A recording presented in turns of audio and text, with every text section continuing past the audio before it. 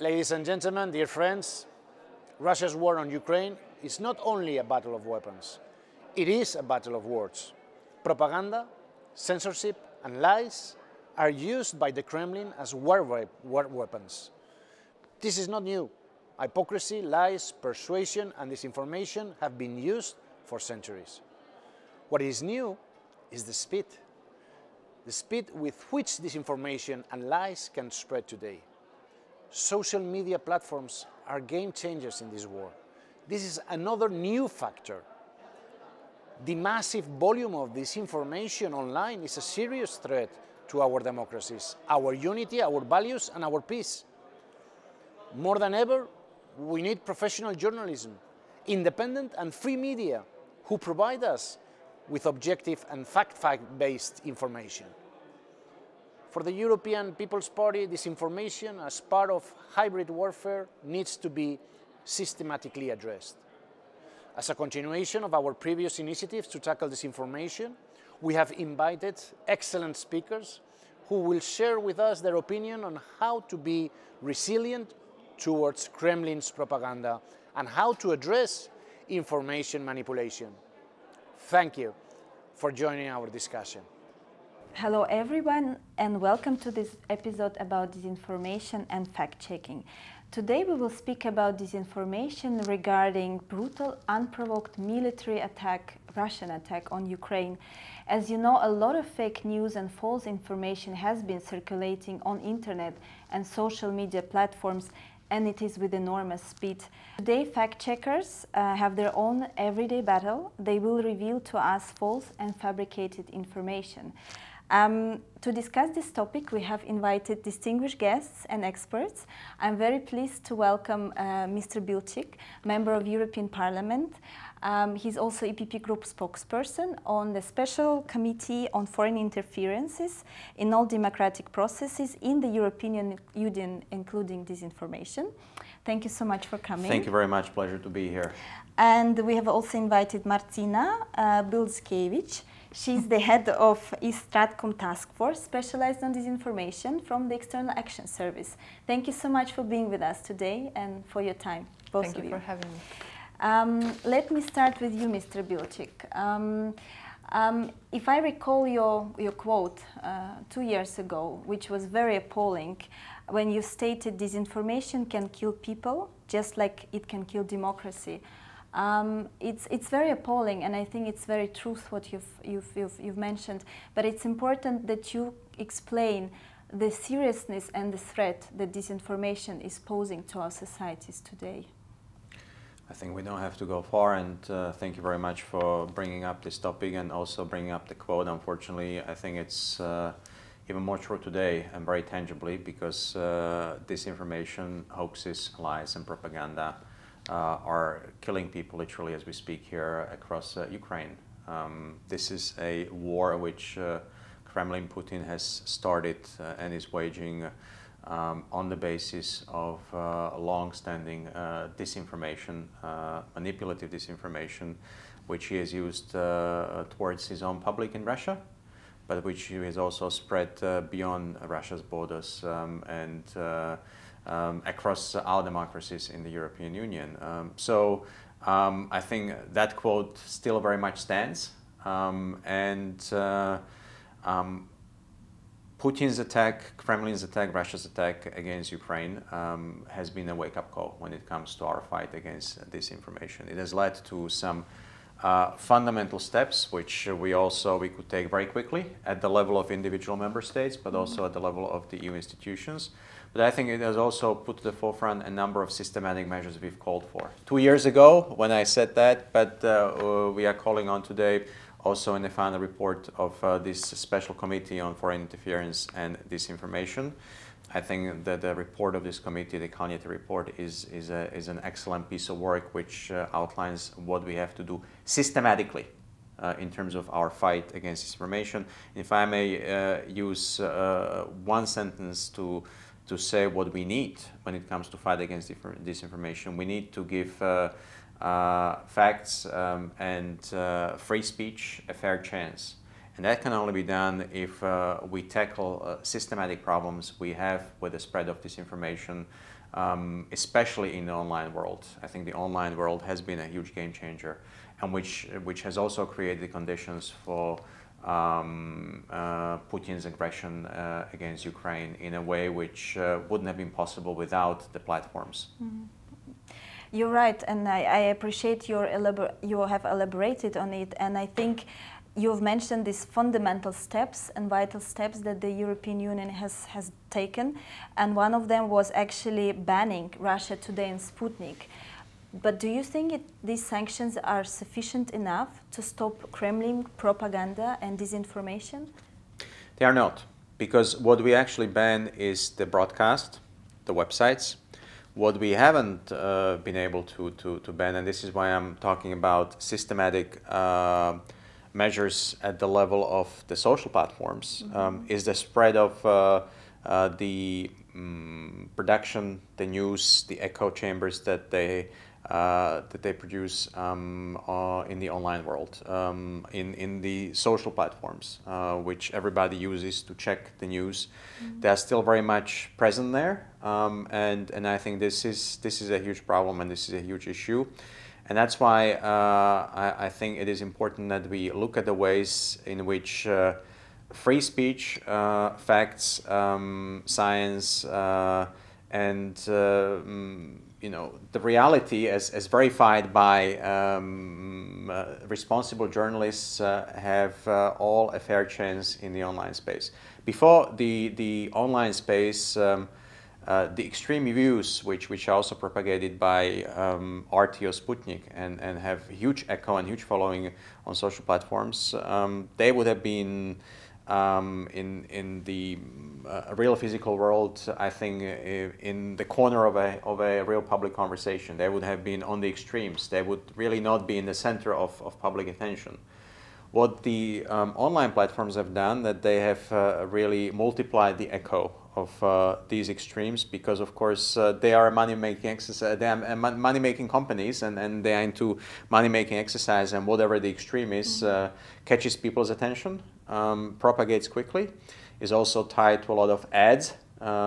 It is a real money-making enterprise there, and then basically you can do as much as you want in terms of spreading the facts, but you will never catch up with the spread of disinformation. So this is where I would say we need to look at next steps beyond the banning of the media outlets, is to look at algorithms and the spread of disinformation in the online world. And this is why we need firm regulation. This is why we need the Digital Services Act to become a piece of legislation in the European Union. This is why we need to have a real teeth when it comes to the code of conduct by these platforms with respect to fight against disinformation. So these are important steps for the next weeks and months. If I could speak about our allies and partners, the delegation has been recently in the US, and what were your messages to our partners there, and what are the takeaways from this trip for us Europeans to address disinformation and this war propaganda? Our main message, and this is why we came to Washington, D.C., and actually we were in Washington, D.C. with the delegation of the INGE Special Committee just when the war broke out. This was during our mission.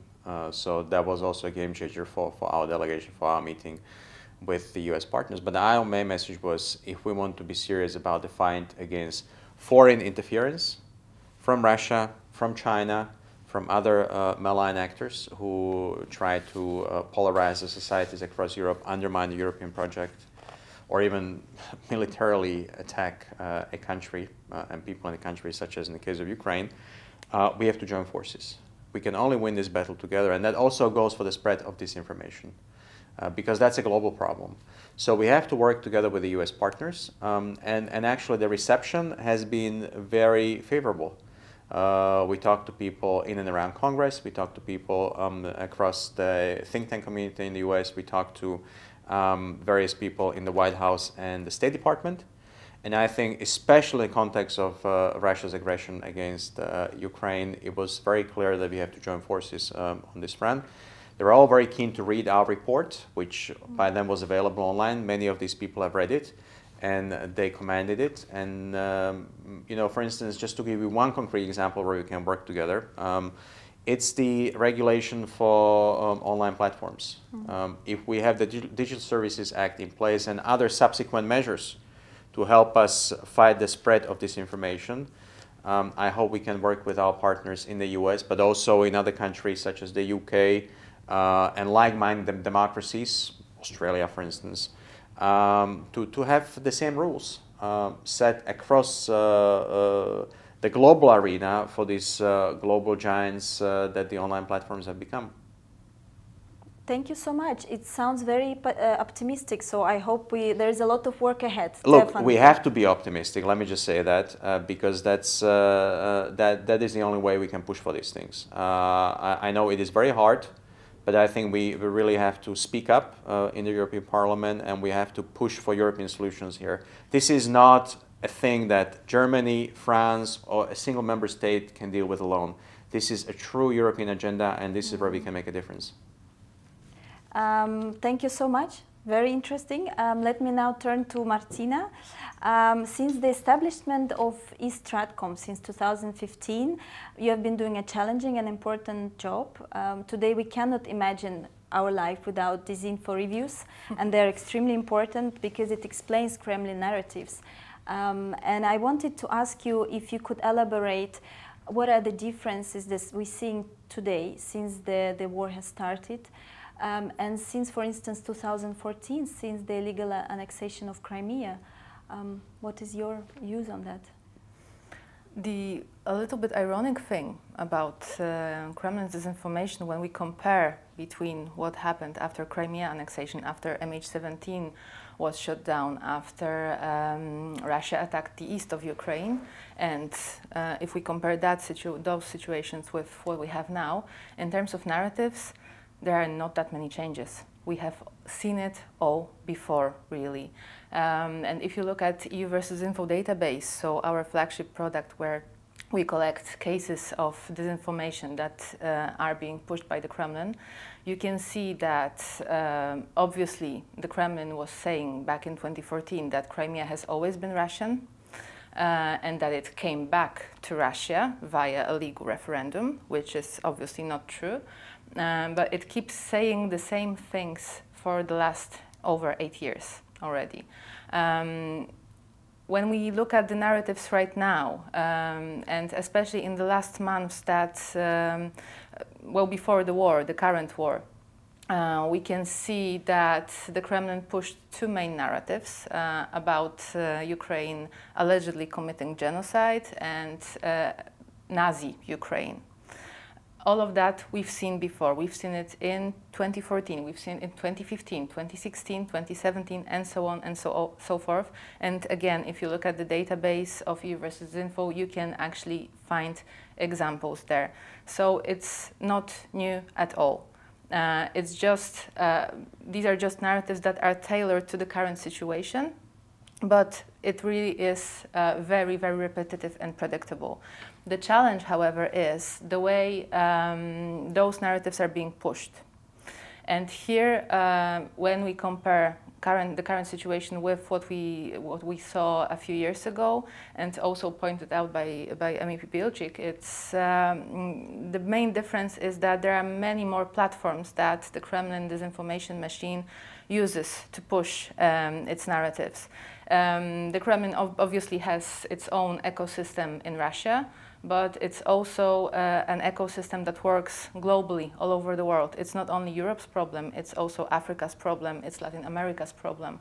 And because the whole disinformation machine is backed with millions of dollars every year, and unfortunately, disinformation is quite cheap. It's actually fairly possible for Russia to push those disinformation narratives on different platforms to different audiences, and tailoring the content of those narratives to different audiences. Mm-hmm. So indeed, the problem still very much exists. it's not obviously going to fade away, but it's interesting what are the fact checkers are doing today. I think they're doing tremendous work, and of course debunking, it's one of the things that everybody's doing, but it seems to be not enough, certainly not enough. We've heard we need to work on DCA, but what about strategic communication? What more we can do, how we can push our truthful narratives to the people within EU, but those who are also, for instance, in Russia? I think this is as important as direct response to disinformation, and one doesn't exist without the other. So we need to push back on the one hand, but also make sure that there is space for our own narratives, as you rightly put it. Well, EU versus Disinfo has been also a project that was based on has been based on 3 pillars. So one of them is direct response to disinformation, the other is support to independent media in the Eastern neighborhood, also absolutely essential, especially right now. And the third one is proactive communications. So indeed we need to secure the space and make sure that our voices are heard. I think one of the challenges, and fact checkers know this very well, is that sometimes when we respond to disinformation, we only use facts, and facts are essential, there's no doubt about it, of course. But disinformation narratives, one of their advantages is that they are quite emotional, and they speak to our emotions, quite often those negative ones, like fear.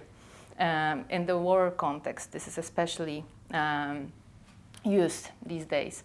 So what I think we need to do, and what we try to do more and more, is to also use emotions to speak about the truth.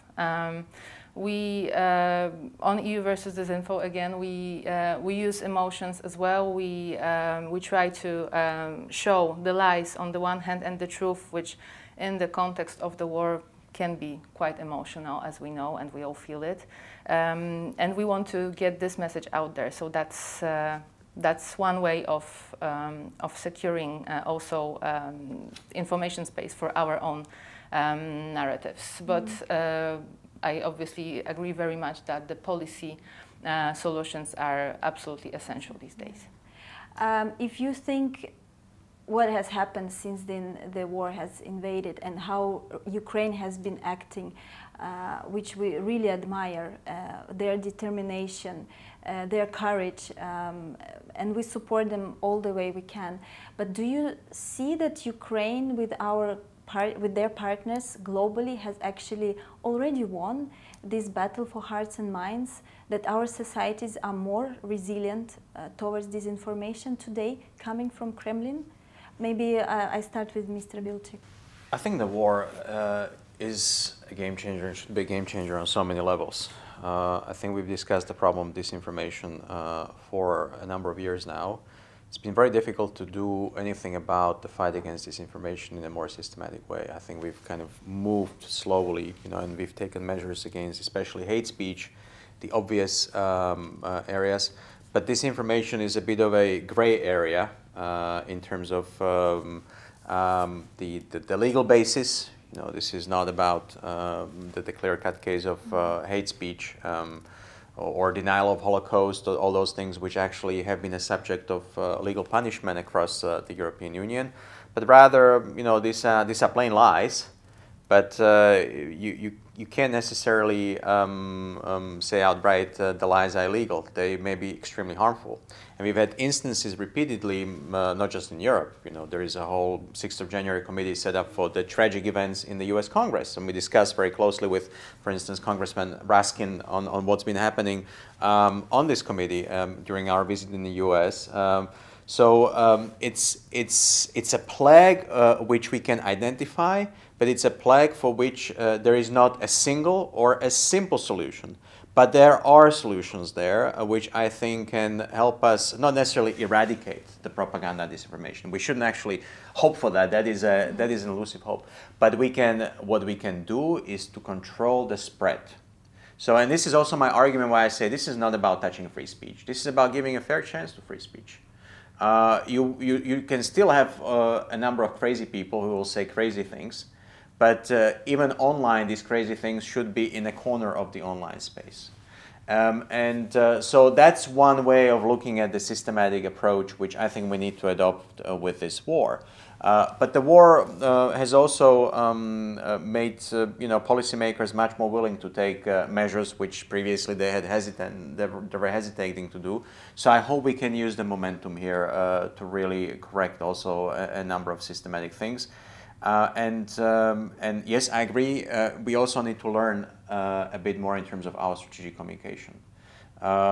We need to make sure that Europe actually comes out on top out of this war. We have to win this war. And to win a war, you need not just facts, you need emotion. You need a story to convince people. Just like Zelensky is convincing at the moment 95% of Ukrainians to stand behind him, we have to make sure that they are standing behind him 6 weeks and 6 months from now. And that is important also in the way we confront this problem of disinformation. I think we also have to be very attentive to the detail here. I'm glad you asked about the fact checkers, because for me, fact checking, that is kind of catching, wagging the dog's tail. You know, you're not actually resolving the problem, you're just kind of dealing with the consequences, but we still need to do it. And I think we need to do it much more diligently also with respect to all EU languages. Because a lot of the disinformation which is spread around the EU is spread not necessarily just in the major countries, but it's the small countries in the Baltic region, the Central European countries, Southeastern Europe, and you hardly have any fact-checking there. So we also need to wag the dog's tail more seriously and look at the consequences, in addition to addressing the systematic problems, especially in the online space. And one last remark I'll make here, and this is also close to my heart, because I come from a country that saw a murder of an investigative journalist back in 2018. We need to get serious about serious journalism in Europe. We need to find a way how we support serious media, how we invest in public broadcasters. We need it right now. You have certain public broadcasters who have live reporters in Ukraine, in Kiev at the moment. How wonderful that is. And we need to have more of this across the EU member states. And this is where I also count on some real bloodlight from the European Media Act, which we anticipate from the European Commission later this year.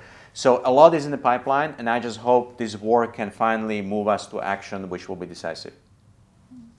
Martyna, there are loopholes, there is a lot of work to be done, but there is a positive thing. So is Ukraine winning hearts and minds, or what is your opinion? I think Ukraine is winning hearts and minds thanks to really good strategic communication capabilities that they have developed, Ukrainians have developed in the last years, and I'm proud to say also with support of the EU. And we now can see the great results. What I think also works very well is that the Ukrainians, on the one hand, of course, they tell the truth. They tell how the war actually looks. And they also use a lot of emotions, as we spoke before. So it seems that this approach is also working in terms of winning hearts and minds.